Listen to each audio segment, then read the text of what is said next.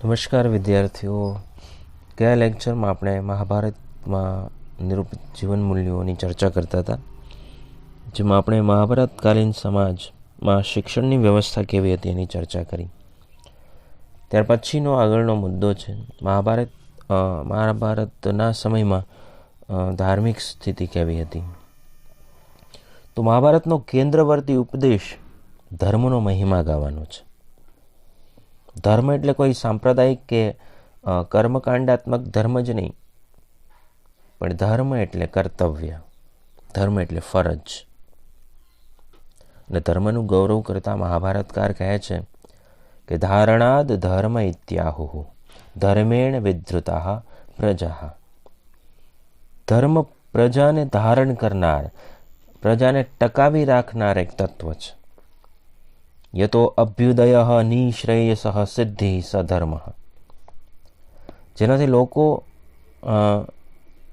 ના લૌકિક તેમજ પારમાર્થિક કલ્યાણની સિદ્ધિ પ્રાપ્ત થાય છે, એ ધર્મ છે. મહાભારતના સમયમાં આર્યોનો ધર્મ હતો, જેમાં યજ્ઞ યાગ અને અગ્નિહોત્રીના કાર્યો થતા હતા.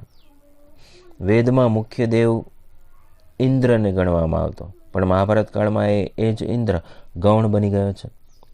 મહાભારત કાળનો પ્રધાન દેવ વિષ્ણુ હતો. યમને માત્ર મૃત્યુના દેવ નહીં, પરંતુ ધર્મ અધર્મનો ન્યાય આપનાર ધર્મરાજ માનવામાં આવે છે. બ્રહ્મા, વિષ્ણુ અને મહેશને પરમ તત્વના અંગો માનવામાં આવતા. જગતનું સર્જન કરનાર વાક શક્તિ, પાલન કરનાર શ્રી શક્તિ અને વિનાશક દુર્ગા, એની અહીં પ્રબળતા જણાય છે. સભા પર્વમાં તો મૂર્તિ પૂજાનો પણ ઉલ્લેખ છે. વિષ્ણુ, શિવ, સૂર્ય, દેવી અને ગણપતિની પૂજા કે ભક્તિ થતી હતી, એટલે કે પંચદેવનું પૂજન થતું. અર્જુને પણ દિવ્યાસ્ત્રો મેળવવા માટે કરેલી સાધના દેવોની વિશેષ પૂજાનું સૂચક છે. મહાભારતમાં તત્કાલીન ધાર્મિક સ્થિતિનું સજીવ અને સુરેખ ચિત્ર ઉપસાવ્યું છે. તેથી જ મહાભારતકાર પ્રસિદ્ધ દાવામાં કહે છે કે માનવ જીવનના 4 પુરુષાર્થો ધર્મ, અર્થ, કામ અને મોક્ષની બાબતમાં મહાભારતમાં જે નહીં હોય તે બીજે ક્યાંય નહીં હોય. ભારતીય સંસ્કૃતિ અને એ સંસ્કૃતિના વિશ્વકોશમાં મહાકાવ્ય મહાભારતને પોતાનો પુરુષાર્થ ધર્મનું સ્વરૂપ સ્પષ્ટ કરવામાં આવ્યો છે. નિયત ધર્મ અને સનાતન ધર્મ વચ્ચેનો તફાવત અહીંયા સ્થળે સ્થળે પ્રગટ કરી ધર્મનું સાંગોપાંગ દર્શન કરાવવું એ મહાભારતની કથાનો મર્મ છે. મહાભારતમાં પ્રસંગોપાત ધર્મની વિવિધ વ્યાખ્યાઓ આપવામાં આવી છે, જેમ કે ધારણા ધર્મ ઇતિ આહુ ધર્મો ધારયતે પ્રજા. જે પ્રજાને ટકાવી રાખે છે તે ધર્મ, જેનાથી લોકયાત્રા, લોક વ્યવહાર સારી રીતે ચાલે છે તે ધર્મ. શ્રી કૃષ્ણ એ બરોબર સમજતા હતા કે કૌરવોએ જે માર્ગ લીધો હતો એનાથી પ્રજા ટકી શકે નહીં, વહેલી મોડીએ નાશ જ પામે. એટલે એમનાથી થાય એટલા તમામ પ્રયત્નો કરી જોયા, વિશિષ્ટ કર્મ કર્યું, માત્ર 5 ગામોથી સંતોષ લેવાનું વિચાર્યું. પણ દુર્યોધને જ્યારે 100ની અણી ઉપર રહે એટલી જમીન પણ નહીં મળે એમ કહ્યું, ત્યારે પાર્થને કહો ચડાવે બાણ, હવે તો યુદ્ધ એ જ કલ્યાણ, એમ કહી ધર્મયુદ્ધનો નિર્ણય કર્યો. મહાભારતના મતે ધર્મ પરિવર્તનશીલ છે. કૃષ્ણે માત્ર પાંડવોનું જ હિત નહોતું ઈચ્છ્યું, સમષ્ટિમાં સર્વ પ્રાણીઓનું હિત ઈચ્છ્યું હતું. અને એટલે આર્યાવર્તની એકતાથી માંડીને મહાસંહારને ટાળવા સુધીનો એક ધારો ઉદ્યમ કરતા રહ્યા. જ્યારે અનિવાર્ય બન્યું ત્યારે જેમની પડખે સ્પષ્ટ ધર્મ હતો તેમની પડખે ઊભા રહ્યા, કેમકે એમનો તો અવતાર જ ધર્મના રક્ષણ માટે, ધર્મની સ્થાપન માટે થાય છે. એટલે ગીતામાં કહેવાયું છે, પરિત્રાણાય સાધૂનામ વિનાશાય ચ દુષ્કૃતામ ધર્મ સંસ્થાપનાર્થાય સંભવામી યુગે યુગે. કૃષ્ણે પ્રતિજ્ઞાઓ તોડી,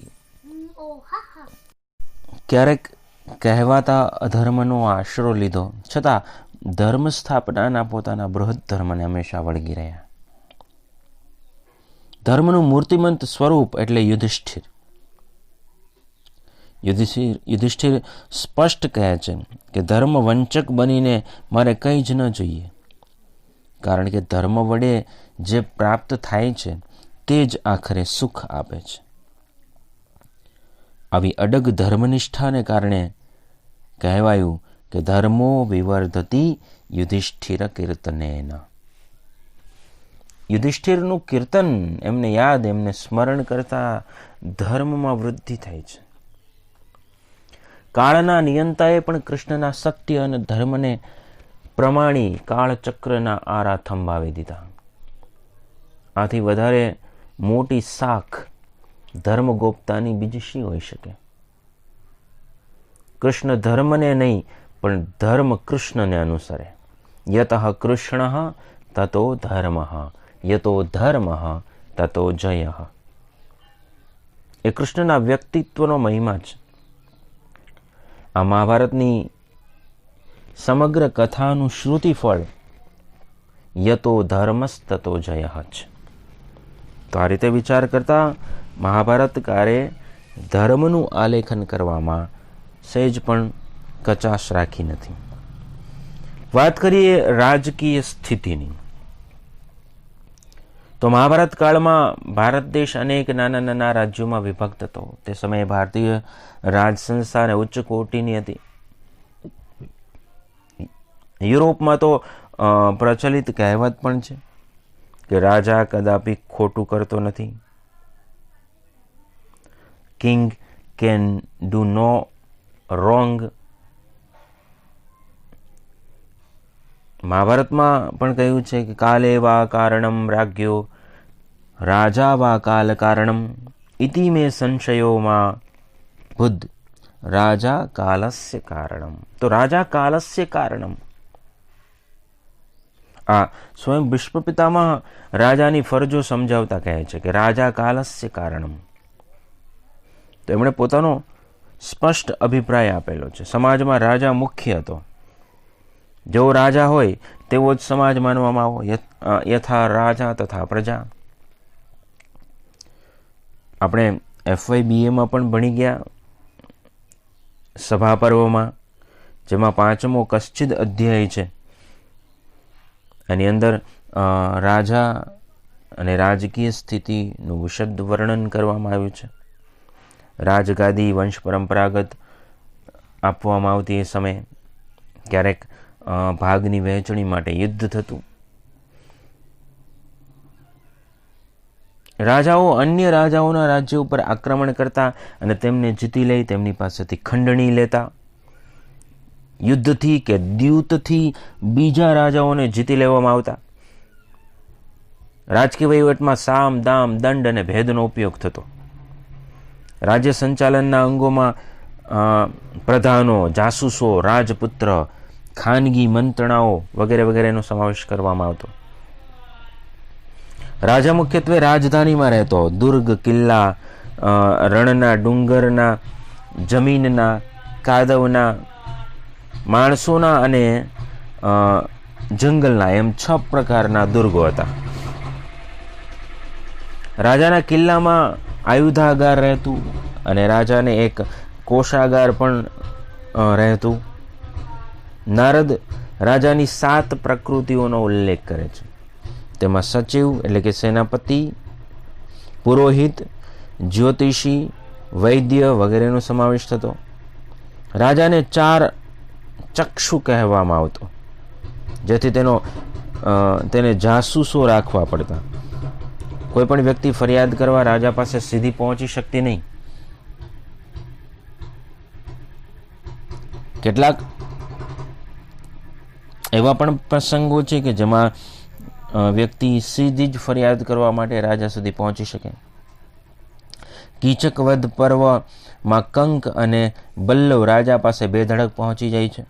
દ્રૌપદી અને બૃહન્નલાને દ્વાર પાસે ઊભા રહેવું પડે છે. તો બંને પ્રકારની વ્યવસ્થાઓ ત્યાં જોવા મળે છે. ક્યારેક રાજાઓનું વર્તન પક્ષપાત ભર્યું પણ જોવા મળતું. કીચક વિરુદ્ધ સૈરંધ્રીની ફરિયાદ સાંભળવાની વિરાટ રાજાની તૈયારી નહોતી. ઉલટાનો દોષ સૈરંધ્રી ઉપર ઢોળી દેવાય છે. રાજાને માટે મૃગ્યાપાન એટલે કે સુરાપાન, દ્યુત, સ્ત્રી જેવા વ્યસનોથી દૂર રહેવું જોઈએ એવો આગ્રહ રાખવામાં આવતો. છતાં વિરાટ રાજા જેવા દ્યુતના શોખને પોષવા કંક જેવા દ્યુત ઉપર જીવનારને પણ આશ્રય આપતા. ધૂર્ત દ્યુતકારોને જાણવા છતાં દૂર કરાતા નહોતા. સ્ત્રીઓ, દાસી વગેરે આવી જગ્યાએ હાજર રહેતા.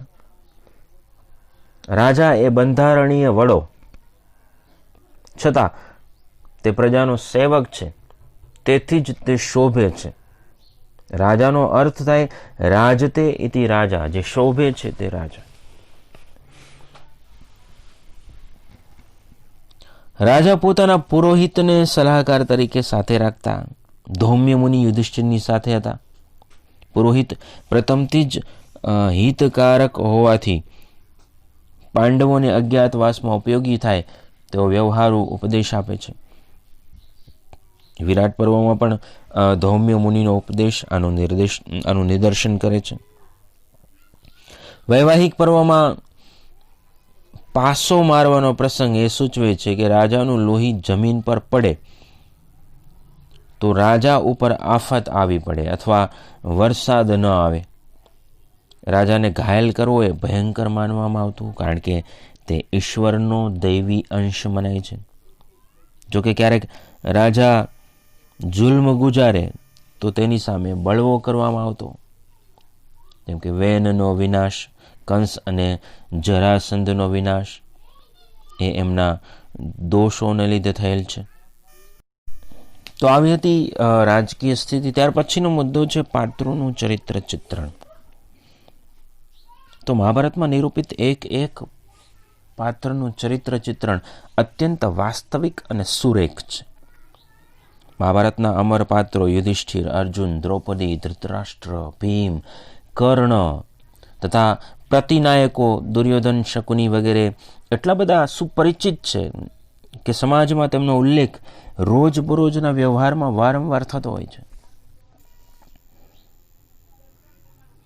મહાભારતના ધર્મરાજ અને ભીષ્મ મહાધાર્મિક હોવા છતાં ધર્મની સૂક્ષ્મતામાં ક્યાંય અટવાઈ જાય છે. દુર્યોધન જેવો મહા અહંકારી, સ્વાર્થી અને ઘમંડી વ્યક્તિ પણ જાનામી ધર્મ ન ચ મે પ્રવૃત્તિ, જાનામી અધર્મ ન ચ મે નિવૃત્તિ એવો નિખાલસ એકરાર કરીને માનવ સમાજની વિલક્ષણતાનું પ્રદર્શન કરે છે. મહાભારતકાર એક વાસ્તવવાદી કલાકાર અને માનવ સ્વભાવના કુશળ અભ્યાસી છે. તેમણે સર્જેલા પાત્રો માનવ સ્વભાવની અનેક પ્રકારની ગતિવિધિઓ અને વિશિષ્ટતાઓના પ્રતીકો છે. જુદા જુદા પાત્રોના સર્જન દ્વારા એમણે માનવ સમાજમાં વ્યાપક પરિણામો સર્જતા પરિબળોના આદર્શ રજૂ કર્યા છે. મહાભારત એક વિરાટ કાવ્ય છે, એટલે એની પાત્ર સૃષ્ટિ પણ વૈવિધ્યસભર છે. એમના પાત્રો સદ અસદના પ્રતીકો છે. યુધિતિષ્ઠતિ ઇતિ યુધિષ્ઠિરઃ એ વ્યુત્પત્તિ પ્રમાણે યુદ્ધમાં અર્થાત જીવન સંગ્રામમાં કોઈ પણ પ્રતિકૂળ કે પડકારરૂપ પરિસ્થિતિમાં પણ ધૈર્ય જાળવી રાખવાની એમની ચરિત્રગત વિશેષતા એમના નામને સાર્થક કરે છે. યુધિષ્ઠિરની અદ્વિતીય સત્ય ભક્તિનું મહાભારતકાર વારંવાર નિરૂપણ કરે છે. ખુદ ભીષ્મ પિતામાં યુધિષ્ઠિરની અદ્વિતીય સત્યનિષ્ઠાની પ્રશંસા કરતા કહે છે કે ત્યજેત સર્વામ પૃથ્વીમ સમૃદ્ધામ યુધિષ્ઠિરઃ સત્યમથો ન જહ્યાત. એટલે કે યુધિષ્ઠિર સમૃદ્ધ પૃથ્વીને ત્યજે, પણ તેઓ સત્યને ક્યારેય ત્યજે નહીં. ત્યજેત સર્વામ પૃથ્વીમ સમૃદ્ધામ યુધિષ્ઠિર સત્યમથો ન જહ્યાત. ઘણીવાર શ્રેય કે પ્રેયનો નિર્ણય કરવામાં મૂંઝાઈ જતો અર્જુન માનવ માત્રનું પ્રતીક બની રહે છે. ભગવાન શ્રી કૃષ્ણને પોતાના રથની લગામ સોંપી તરી જાય છે. શાણા વિદુર દબાયા વિના પોતાનો અભિગમ વ્યક્ત કરે છે. તો યુવાન વિકર્ણ દ્રૌપદી વસ્ત્રારણ પ્રસંગે જ્યારે ભીષ્મ, દ્રોણ અને વિદુર વગેરે અર્થસ્ય પુરુષોદાસઃ ની લાચારી અનુભવતા બેસી રહે છે, ત્યારે અધર્મ સામે અવાજ ઉઠાવે છે, જે નોંધપાત્ર છે. વિકર્ણે બતાવેલું અદ્ભુત ખમીર મહાભારતકારની પાત્ર નિરૂપણ કલાનો એક ઉત્તમ આદર્શ છે. મહાભારતના સ્ત્રી પાત્રો પણ તેજસ્વી, જિંદાદિલી અને નિજી વ્યક્તિત્વથી યુક્ત છે. નાવ વગર જ અગાધ જળમાં ડૂબકા ખાતા પાંડવોને દ્રૌપદી તો પાર લઈ જનારી નૌકા જેવી છે. સાથે સાથે પોતાની વિડંબનાઓ માટે પૂરા દિલનો આક્રોશ રજૂ કરતી અને છતાં વખત આવે ખૂંખાર વ્યક્તિત્વ ધારણ કરતી દ્રૌપદી, રાજસભામાં જનક જેવા જ્ઞાનીને મહાત કરતી સુલભા, રાજા દુષ્યંતને એના અસત્ય વચન માટે તતડાવતી અને તેનો ત્યાગ કરવા ઈચ્છતી શકુંતલા વગેરે અનેક મહિમાવંતા સ્ત્રી પાત્રો મહર્ષિ વ્યાસજીના સ્ત્રી જીવનના આદર્શને અહીં પ્રસ્તુત કરે છે. આમ મહાભારતકારી યુધિષ્ઠિર અને કૃષ્ણ જેવા પાત્રો દ્વારા માનવ સમાજની ઊંચામાં ઊંચી કક્ષાનું દર્શન કરાવી સમાજ જીવનમાં ચાલતા સદ અસદ વચ્ચેના સંઘર્ષને જાણી એને જીવંત બનાવ્યો છે. મહાભારતકારે પોતે દુર્યોધનને માટે ક્રોધરૂપી મહાવૃક્ષ દુર્યોધનો મન્યુમયો મહાદ્રુમઃ, જ્યારે યુધિષ્ઠિરને યુધિષ્ઠિરો ધર્મમયો મહાદ્રુમઃ કહીને યુધિષ્ઠિરને માટે ધર્મમય વિશાળ વૃક્ષનું રૂપક આપ્યું છે.